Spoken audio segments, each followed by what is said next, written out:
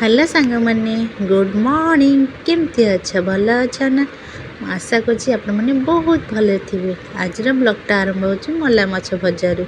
ଯେହେତୁ ଶୁକ୍ରବାର ହେଇଥିଲା ପଖାଳ ଦିବସ, ଆଇଁଷ ପ୍ରାୟ ସମସ୍ତେ ଆଇଁଷ ଖାଇଛନ୍ତି, କିନ୍ତୁ ଯେଉଁମାନେ ସନ୍ତୋଷୀ ମାଙ୍କ ଓଷା ସେମାନେ ତ ଖାଇନଥିବେ। ସେଥିପାଇଁକି ମୋର ଆଜି ହେବ ଆଇଁଷରେ ପଖାଳ ଦିବସ। ମଲା ମାଛକୁ ଧୋଇ ଦେଇଥିଲି, ଧୋଇକି ଲୁଣି ମାଛ ଯେହେତୁ ଲୁଣ ପକାଇ ନାହିଁ, ସେଥିପାଇଁକି ହାଲକା ସେ ହଳଦୀ ପକାଇକି ତେଲରେ ତାକୁ ଭାଜୁଛି। ବିଶ୍ୱାସ କରିବେ ସାଙ୍ଗମାନେ, ଦେଖେଇ ପାରିଲେ ପୁରା ସେ ପୁରା ଫିଟିଗଲା। ମଲା ମାଛ ଶୁଖିଲା ଭାଜିଥିଲେ ଭଲ ହେଇଥାନ୍ତା, ରସୁଣ କଞ୍ଚାଲଙ୍କା ପକାଇ ଦଳି ଖାଇଥାନ୍ତି। ମୁଁ କହିଲି ତେଲରେ ଭାଜିଦେବି, କିନ୍ତୁ ସବୁ ଯାକ ଫିଟିଗଲା, ଆଉ ଦେଖେଇ ପାରିଲିନି। ଆଉ ଯେଉଁମାନେ ମଲା ମାଛ ପ୍ରିୟ ଆସନ୍ତୁ ମୋ ସହିତ ଖାଇବେ ପଖାଳ।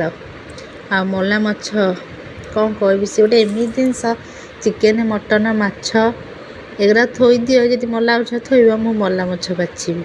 ମଲା ମାଛ ଖାସ୍ କରିକି ଭଲ ଲାଗେ କ'ଣ କହିଲ, ତା ବେସରଟା। ହ୍ୟାଲୋ ସାଙ୍ଗମାନେ, ମୁଁ କେଉଁଠି ଅଛି ଆପଣମାନେ ଜାଣିଛନ୍ତି ନା? ମୁଁ ଆସିଛି ଛାତ ଉପରେ। ଆଉ କ'ଣ କରୁଛି ଛାତ ଉପରେ ଜାଣିଛନ୍ତି ନା? ଆଉ ଖରା ବି ହେଉଛି। ଆଉ ଯେହେତୁ ଆଜି ଘରକୁ ଅତିଥି ଆସିବେ, ତାଙ୍କ ପାଇଁ ସ୍ପେଶାଲ ହାଣ୍ଡିରେ ମାନେ ଚୁଲିରେ ହେଉଛି ଚିକେନ୍। ଫାଷ୍ଟ ଚିକେନ୍ ଧୁଆ ହେଇକି ଥୁଆ ହେଇଛି, ତାପରେ ପିଆଜ କଟା ହେଇଯାଇଛି, ଲୁଣ ହଳଦୀ ଲଙ୍କାଗୁଣ୍ଡ ତାପରେ ସବୁ ମିକ୍ସ ମସଲା, ଆଉ ଇଏ ଅଦା ରସୁଣ ବଟା, ଆଉ ସିଏ ହେଉଛି ବିଲାତି କଟାଇ ଥୁଆ ହେଇଛି। ଏଣିକି ପତିଦେବ ଫାଷ୍ଟ କଢ଼େଇ ବସେଇକି ତେଲ ପକାଇକି ଆଗ ଆଳୁ ଭାଜୁଛନ୍ତି। ଆଳୁ ଯେମିତି ନାଲି ପଡ଼ି ଆସିବ, ତାପରେ ଆଳୁକୁ କାଢ଼ି ଦେଇକି ପତିଦେବ ପିଆଜ ପକାଇକି କଷିବେ। ଆଉ ବିଶ୍ୱାସ କରିବେ ସାଙ୍ଗମାନେ, ଚୁଲି ଆଉ ଗ୍ୟାସ୍ ଭିତରେ ପାର୍ଥକ୍ୟ ଅଛି।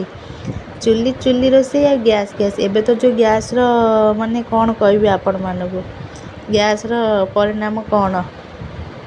ଆଉ ଆପଣମାନେ ଏମିତି ମୋ ସହିତ ରୁହନ୍ତୁ। ପତିଦେବ କେମିତି କ'ଣ କରୁଛନ୍ତି ସେଇଟା ଆପଣମାନଙ୍କ ସହିତ ସେୟାର କରିବି। ଆପଣମାନେ ତ ଦେଖୁଥିବେ, ଆଉ କ'ଣ କହିବି। ମୋତେ ସତ କହୁଛି ସାଙ୍ଗମାନେ, ମୋତେ ଚୁଲି ରୋଷେଇ ବହୁତ ବଢ଼ିଆ ଲାଗେ। ପତିଦେବ ଆଳୁ ଭାଜି ସାରିଲେଣି, ପ୍ରଥମେ ଲୁଣ ଚିନି ପକାଇ ଦେଲେ, ଏଣିକି ପିଆଜ ଟିକେ ଗୋଲ୍ଡେନ୍ କଲର୍ ଭାଜି ଆସିଲା ପର୍ଯ୍ୟନ୍ତ ପତିଦେବ ତାକୁ ଭାଜିବେ। ପିଆଜଟା ଟିକେ ଗୋଲ୍ଡେନ୍ କଲର୍ ପର୍ଯ୍ୟନ୍ତ ନ ଭାଜିଲେ ଭଲ ଲାଗିବନି, ଟିକେ ଆଇଁଷିଣିଆ ସ୍ମେଲ୍ ହେବ, କଞ୍ଚାଳିଆ। ପତିଦେବ କ'ଣ କରିବେ, ପିଆଜକୁ ତାକୁ ଗୋଲ୍ଡେନ୍ କଲର୍ ଆସିବା ପର୍ଯ୍ୟନ୍ତ ତାକୁ ଭାଜିବେ। ପିଆଜ ଯେମିତି ଭାଜି ହେଇଯିବ, ବାଟିକି ଯେଉଁ ରଖିଥିବେ ମସଲା ତା ଦେହରେ ପକାଇକି ପତିଦେବ କଷିବେ। ଏଇ ମସଲା ପକାଇ ଦେଲେଣି, ଏଣିକି ପତିଦେବ ତାକୁ କଷିବେ। ଯେଉଁ ସବୁଯାକ ମୁଁ ଯେହେତୁ ଛାତ ଉପରେ କରୁଛି, 100 ଥର ତଳ ଉପର ହେବା କଷ୍ଟ ଲାଗେ। ସେଥିପାଇଁକି ଠୋଲାରେ କରି ମସଲା, ମିଟ୍ ମସଲା, ଜିରା ଗୁଣ୍ଡ, ଧନିଆ ଗୁଣ୍ଡ, ଚିକେନ୍ ମସଲା, କସ୍ତୁରୀ ପତ୍ର, ଲଙ୍କାଗୁଣ୍ଡ, ହଳଦୀ ସବୁ ମିକ୍ସ ନେଇଯାଇଛି। ମୁଁ ସବୁ ମସଲା ନେଇକି ଦେଖନ୍ତୁ କଷୁଛି। ମୋତେ ସେଇଥିପାଇଁ ତଳପୁର ହେବାକୁ ମୋତେ ପସନ୍ଦ ନୁହେଁ ବୋଲି ମୁଁ ସବୁ ମୋର ମୋ ପତିଦେବଙ୍କର ନେଇଯାଇଛୁ। ଦେଖୁଛନ୍ତି ନା ଲୁକ୍, ଆଉ ଚୁଲିରେ ହେଇଛି ମାନେ ବାସ୍ନାଟା ହେବ ନା ନାଇଁ, ଲୁକ୍ଟା ଦେଖୁଛନ୍ତି ନା, ପୁରା ମସ୍ତ ଦେଖାଯାଉଛି।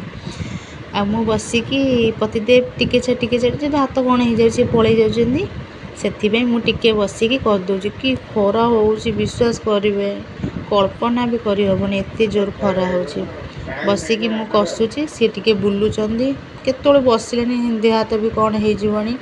ସେଥିପାଇଁକି ମୁଁ କହିଲି ହଉ ତମେ ଉଠ, ମୁଁ କଷି ଦେଉଛି। ଦୁଇ ଜଣ ଯାକ ମିଶିମାଶି କରିଦେଉଛି। ଅଧିକା ସିଏ ଟିକେ କରିଛନ୍ତି, ଆଉ ମୁଁ ତଥାପି ତଳକୁ ଯାଉଛି ଯଦି ମୋର ପୁଣି ସାଧା କରିବି ନା ନାହିଁ। ମୁଁ ତ ସେମିତି ଚିକେନ୍ ଖାଏନି, ଆଉ ଅଣ୍ଡା ବି ଖାଏନି, ମୋର ସାଧା କରିବି ନା ନାହିଁ। ସେଥିପାଇଁ ମୋର ଯେହେତୁ ମଲା ମାଛ ଭାଜିଥିଲି, ତାକୁ ବେସର କରିନଥିଲି, ଖଣ୍ଡେ ରଖିଥିଲି, ତାକୁ ବେସର କରିଦେଇଥିଲି। ଆଉ ମୁଁ ବସିକି ଟିକେ ଜାଳ ଦେଉଥାଏ। ଆଉ ସିଏ ଏକା କ'ଣ କରିବେ, ମୁଁ ତଳକୁ ପଳେଇଥିଲି। ରୋଷେଇ ଯେହେତୁ ତଳେ କରୁଛି, ଭାତ କଲି, ପାମ୍ପଡ଼ ଛାଣିଲି, ଆଉ ସାଲାଡ଼ କଲି, ଏସବୁ କଲି। ସିଏ ତାଙ୍କ ଆଇଲା ଭିତରେ ସିଏ ଚିକେନ୍ ପକାଇ ଦେଇଥିଲେ, ଚିକେନ୍କୁ କଷୁଛନ୍ତି। ଆଉ ବିଶ୍ୱାସ କରିବା ସାଙ୍ଗମାନେ, ବାସ୍ନା ପୁରା ବଢ଼ିଆ ବାସ୍ନା ଆସୁଛନ୍ତି। ଖାଲି କଷା ଏପର୍ଯ୍ୟନ୍ତ